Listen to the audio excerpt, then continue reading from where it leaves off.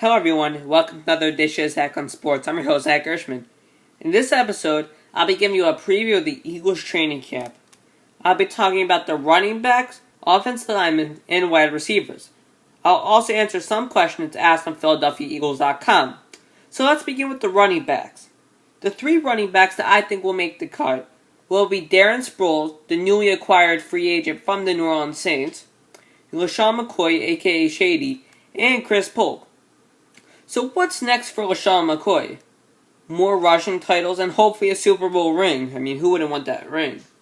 I want Shady to be known as the best running back in this league, which means he's going to need to win those rushing titles to dethrone Adrian Peterson from that position.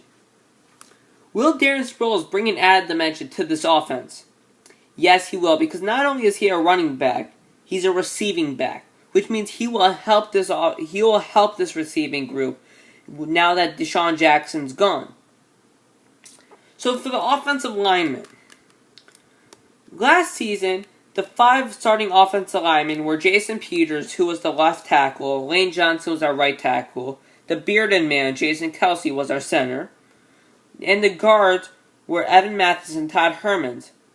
But there's one problem with that. Who will replace Lane Johnson? Lane Johnson has been suspended for using PEDs for the first 3 games of the season. But there are 2 people who could replace him. One person is Dennis Kelly, who has been in the league for 3 years. Dennis Kelly did not play last season because he had back surgery. And the second person is Alan Barbie. The Eagles just did not play Alan Barbie last year, but they signed him to a 3-year contract extension this year. So for the wide receivers, the starting 5 wideouts I think will start on opening day. Opening day, that's baseball.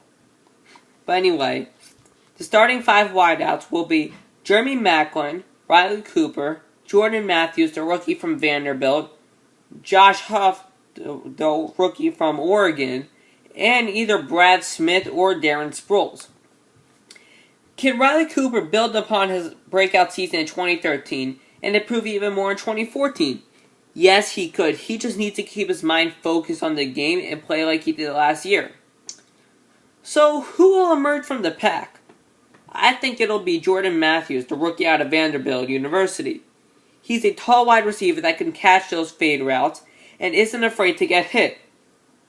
As I said in one of my first videos that I ever made on Zach on Sports, that Jordan Matthews put up video game numbers at Vanderbilt, and if he could do that in the NFL, we'll say Deshaun who? And for the defense, I think we'll be just fine with the additions we got in this draft. Oh, but speaking of additions, I just got a follow from Najee Good on Twitter, the linebacker for the Philadelphia Eagles.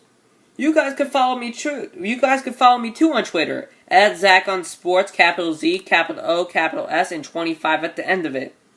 Alright, that's it for this episode. See you next time on Zach on Sports.